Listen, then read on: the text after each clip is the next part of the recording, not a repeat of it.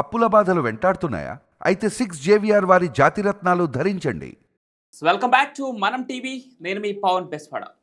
Operation shield ఇది ప్రస్తుతం సరిహద్దు రాష్ట్రాల్లో, పాక్ సరిహద్దు రాష్ట్రాల్లో మాక్ డ్రిల్ నిర్వహించబోతున్నారు ఆపరేషన్ షీల్డ్ పేరుతో.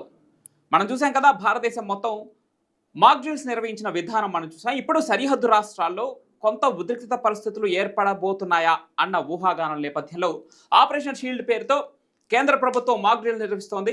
సేమ్ ఇటీవల మనకి ఎలా అయితే దేశవ్యాప్తంగా జరిగిందో మాక్ డ్రిల్ అదే విధంగా కొనసాగిస్తున్నారు. దీని వెనుక కొన్ని ప్రధాన కారణాలు ఉన్నాయి. ముఖ్యంగా పరిశీలించుకున్నట్లయితే మన పహల్గామ్ దాడి తర్వాత భారత్ అటాక్ చేసి 9 స్థావరాలను ధ్వంసం చేసిన తర్వాత ముఖ్యంగా ఉగ్రవాద సంస్థ లష్కర్ ఏ తోయిబాకి సంబంధించినటువంటి ఆ హెడ్ హఫీజ్ సయీద్కి సంబంధించినటువంటి కుటుంబం కూడా దాంట్లో చనిపోవడం జరిగింది. ఆ తర్వాత హఫీజ్ సయీద్ నుంచి ఒక పెద్ద లేఖ రావడం జరిగింది. ఆ లేఖలో భారతదేశంపై ఖచ్చితంగా ప్రతీకారం తీర్చుకుంటానంటూ ఆ ప్రగల్భాలు పలికినటువంటి ఆ ఉగ్రవాది ఏ చర్యకైనా ఒడిగట్టవచ్చు అనే ఇంటెలిజెన్స్ రిపోర్టు ప్రకారం ఇప్పుడు సరిహద్దు రాష్ట్రాల్లో అలర్ట్ ప్రకటించింది సెంట్రల్ గవర్నమెంట్. చూస్తున్నా ఈ ఆపరేషన్ షీల్డ్ కొనసాగుతుంది. మొన్న 29వ తారీఖునే, గత నెల 29వ తారీఖునే దీన్ని నిర్వహించాల్సి ఉన్నా కూడా కొన్ని కారణాల వల్ల వాయిదా పడుతూ వచ్చింది. ఈ రోజు ఇక ఆపరేషన్ షీల్డ్ కొనసాగుతోంది. హఫీజ్ సయీద్ పుల్వామా దాడి గుర్తుంది కదా, దగ్గరగా 45 మంది సైనికులు, మన జవాన్లను మనం కోల్పోవడం జరిగింది. అతిపెద్ద దారుణమైనటువంటి ఉగ్రదాడిగా పుల్వామా చరిత్రలో నిలిచిపోయింది. ఆ పుల్వామా తరహాలో ఈ హఫీజ్ సయీద్ మరొక దాడికి ప్లాన్ చేసినట్లు కూడా ఇంటెలిజెన్స్ రిపోర్ట్ వచ్చింది. ఈ నేపథ్యంలోనే సెంట్రల్ గవర్నమెంట్ అయితే అలర్ట్ అయింది.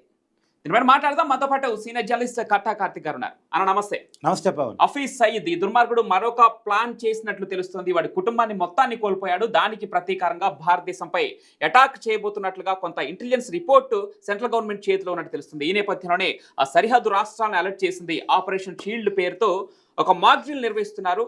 అయితే అక్కడ ప్రజలు కొంత గందరగోళానికి గురయ్యే పరిస్థితి లేకుండా ముందుగానే ఇన్స్ట్రక్షన్స్ ఇచ్చి ఆ తర్వాత కేంద్ర ప్రభుత్వం రంగంలోకి దిగుతుంది. మన జవాన్లను కూడా అలర్ట్ చేసింది. సరిహద్దు రాష్ట్రాలంటే ఇప్పుడు అలర్ట్గా ఉన్నాయి. ఏం జరగబోతోంది? ఈ ఉద్రిక్తత పరిస్థితులు మరి ఎంత దూరం వెళ్ళే అవకాశం ఉంది ఏంటి? హఫీజ్ సయీద్ ఇతను లష్కర్ ఏ తోయిబా అధినేత. భారతదేశం చేపట్టినటువంటి ఆపరేషన్ సింధూర్లో పాకిస్తాన్ లో ఉన్నటువంటి 9 ఉగ్రవాద శిబిరాలు ధ్వంసమైపోయినాయి. ఆ ఉగ్రవాద శిబిరాల్లోనే ఉన్నటువంటి హఫీజ్ సయీద్ కుటుంబ సభ్యులు దాదాపు 10 మందికి పైగా చనిపోయారు. 14 మంది ఓకే చనిపోయారు.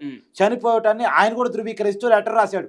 నా కుటుంబ సభ్యుని ఖతం చేశారు అని, నా భార్య, పిల్లలు, బామర్దులు వీరంతా భారతదేశం యొక్క దాడిలో చనిపోయారు, నేను ఖచ్చితంగా ప్రతీకారం తీర్చుకుంటాను అని చెప్పేసి, అంటే నేను కూడా వాళ్ళతో పాటు చనిపోయి ఉంటే చాలా బాగుండేది అనే మాట అన్నాడు.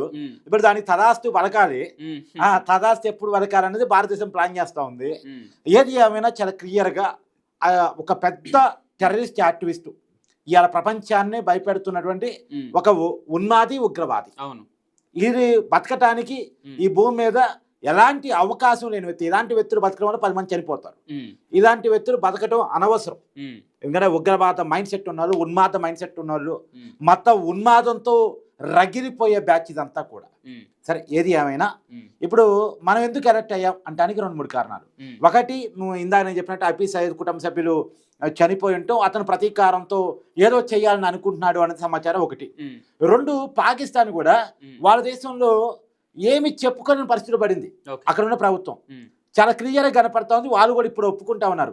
పాకిస్తాన్ ఓడిపోయింది, పాకిస్తాన్ ఎయిర్ బేస్ దెబ్బతిన్నది, పాకిస్తాన్ డిఫెన్స్ సిస్టం దెబ్బతింది, పాకిస్తాన్ సంబంధించినటువంటి అన్ని రకాల వ్యవస్థలు కుప్పగొలిపోయా భారతదేశంలో పెట్టుకోవడం వల్ల భారతదేశం బ్రాహ్మణి క్షిపణిలో వదిలి మొత్తం వాళ్ళు నిన్న షరీఫ్ మాట్లాడారు, విన్నావో లేదో, చాలా క్లియర్గా మేము దాడి చేద్దాం అనుకున్న లోపే భారతదేశం బ్రహ్మోస్తో దాడి చేసింది అని చెప్పేసి, ఆ బ్రహ్మోస్తో దాడి చేసి మొత్తం Pakistan systems, air base systems మొత్తం ధ్వంసం చేసినటువంటి పరిస్థితి. అంటే తేరుకునే లోపే ఏకిపారేసింది. తేరుకునే లోపే వాళ్ళని బొజ్జో పెట్టేసింది, ధ్వంసం చేసి పడేసింది.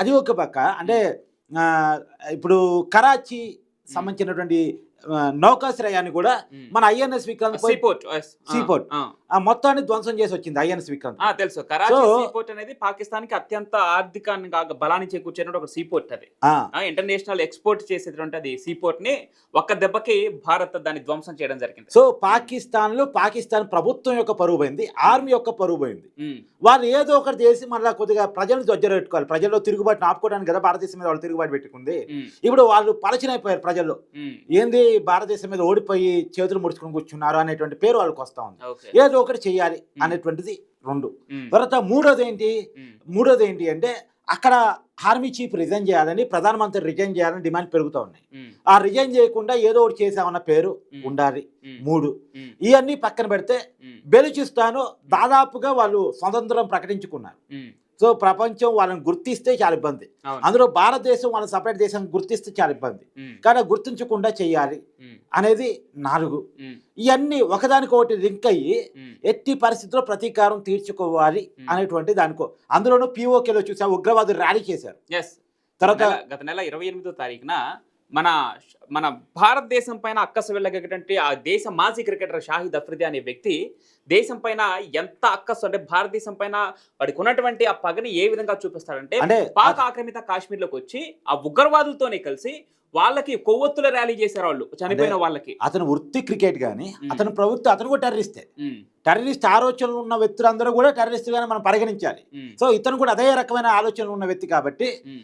అదొక ర్యాలీ టెర్రరిస్ట్. మన దురదృష్టం ఏంటంటే అట్లాంటి క్రికెటర్ కూడా నిన్న కేరళలో ఒక రెస్టారెంట్ ఈవెంట్ కోసం ఆ అఫ్రీదినాను ఇంకొక వ్యక్తిని ఇద్దరిని ఆహ్వానించడం జరిగింది. వారిద్దరు కేరళకు వచ్చి అక్కడ ఫుడ్ ని టేస్ట్ చేసి దానికి సంబంధించిన కామెంట్ చేసి ఆ షాహీన్ అఫ్రీది అనే వ్యక్తి ఎవరైతే భారతదేశానికి వ్యతిరేకంగా ర్యాలీలు చేశారో పాక్ ఆక్రమిత కాశ్మీర్లో అట్లాంటి వ్యక్తిని కేరళకి గెస్ట్ గా ఆహ్వానించడం ఎంత దురదృష్టకరం ఇది.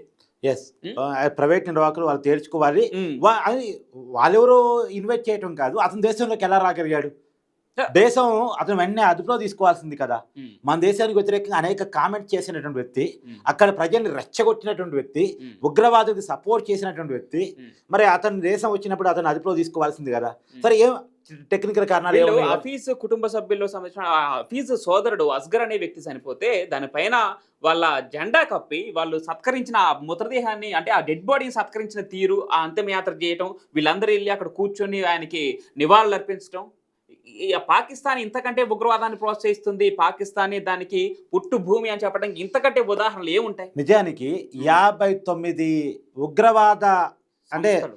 ఉగ్రవాద సంస్థలు, ఉమ్, ఇన్లీగల్ సంస్థలు కనుక దేశ ప్రపంచంలో నమోదై ఉంటే ఉమ్, దాంట్లో 48, దాదాపు 11 ఇతర దేశాలు పుట్టాయి, కానీ ఉమ్, 48 ఆర్గనైజేషన్స్ పాకిస్తాన్లో పుట్టాయి. బా, ఉమ్, ఆల్ ఖైదా నుంచి మొదలుపెట్టి ఈ లష్కరే తోయిబా వరకు ఇవన్నీ కూడా పాకిస్తాన్ పుట్టాయి. ఉమ్, మళ్ళా ఈ లష్కరే తోయిబా ఆర్గనైజేషన్ కి ఉమ్, శాఖలు కొన్ని ఉమ్, అనుబంధ శాఖలు. ఉమ్, ఇప్పుడు అనుబంధ శాఖ ఒకటి మన మీద దాడి చేసింది ఉమ్, మన కాశ్మీర్లో. ఉమ్, 26 మంది మన వాళ్ళని పొట్టన పెట్టుకుంది. ఉమ్, ఏదేమైనా వాళ్ళు ఇంకొకటి ఏంటంటే, ఇంకొక విషయం కూడా చాలా వ్యాలిడ్ పాయింట్ ఏంటంటే, ఉమ్, వాళ్ళు సింధు జలాలు అడుగుతున్నారు. ఉమ్, మీరు ఉగ్రవాద శిబిరాలని మట్టు పెట్టకుండా ఉంటే మీకు సింధు జలాలు ఇచ్చేది లేదని భారత ప్రభుత్వం చెప్పేసింది. అవును. మీతో మేము కట్ చేసుకున్న వాణిజ్య సంబంధాలు కానీ, దౌత్య సంబంధాలు కానీ, ఉమ్, లేదా వాటర్ కానీ ఉమ్, ఏది కూడా పునరుద్ధరణ జరగదు. అదే. పునరుద్ధరణ జరగాలి అంటే ఉమ్, మీ దేశంలోని టెర్రరిస్ట్ క్యాంపులన్నీ ఎత్తేయాలి. ఉమ్, ఎత్తేసే పరిస్థితి వాళ్ళకు ఉండదు. రైట్. వాళ్ళ దేశం నడుస్తుందే ఉగ్రవాదం మీద. ఉమ్, సో వాళ్ళు ఎత్తేయలేరు. ఉమ్. మరి ఈ వాటర్ కావాలి, ఏం చేయాలి? ఏదో ఒకటి చేయాలి. ఉమ్, ఏదో ఒకటి చెయ్యాలని దాంట్లో నుంచి ఇలాంటి దాడికి మరొకసారి పాల్పడవచ్చు అనేటువంటి ఒక అనుమానం చాలా క్లియర్గా భారత ప్రభుత్వానికి రావటం వల్ల, yes. ఇంటెలిజెన్స్కి రావటం వల్ల ఉమ్, చాలా ఎలక్టివ్ అయ్యి ఇప్పుడు నువ్వు అన్నటువంటి ఆపరేషన్ షీల్డ్ భారత ప్రభుత్వం నడుపుతుందని మనం అనుకోవాలి. ఉమ్, ఖచ్చితంగా 4-5 కారణాలు. ఒకటి, హఫీజ్ సయ్యద్ ఉమ్, పగతో ఉండటం. ఉమ్, 2, మనం వాటర్ ఇవ్వమని చేసి చెప్పడం, ఉమ్, ఉగ్రవాద శిబిరాలు తీస్తే తప్ప ఉమ్, వాణిజ్య దౌత్య సంబంధాలు పునరుద్ధరణ చేయమని చెప్పడం. ఉమ్, 3, వాళ్ళు పాకిస్తాన్లో వాళ్ళ ప్రభుత్వం యొక్క ఆర్మీ యొక్క పరువు పోవటం. ఉమ్, సో దీంట్లో నుంచి వాళ్ళు రగిలిపోతా ఉన్నారు. ఉమ్. ఏది ఏవైనా పావును నమ్మలేం, ఎప్పుడైనా కాటేయడానికి సిద్ధపడింది. సో మొత్తానికి పహల్గామ్ అటాక్ తర్వాత భారత్ ఆపరేషన్ సింధూర్ చేపట్టి ఆ తర్వాత దాన్ని కాల్పుల విరమణ ఒప్పందం చేసుకున్న తర్వాత ప్రధాని మోడీ గారు చెప్పడం జరిగింది క్లియర్ గా, ఏ ఉగ్రవాద కదలిక జరిగినా, చిన్న కదలిక మా దృష్టికి వచ్చినా అది యుద్ధంగానే ప్రకటిస్తామని చెప్పడం జరిగింది. ఈ నేపథ్యంలోనే సరిహద్దు రాష్ట్రాలను అలర్ట్ చేశారు. ఆపరేషన్ షీల్డ్ ఉధృతంగా కొనసాగుతోంది. చూడాలి, ఏ చిన్న కదలిక వచ్చినా భారత్ సైడ్ నుంచి ఒక యుద్ధమే డబుల్ స్పీడ్ తో వెళ్ళబోతుందంటే అవుననే సమాధానం వినిపిస్తుంది. చూడాలి భవిష్యత్తులో ఏం జరగబోతోందో.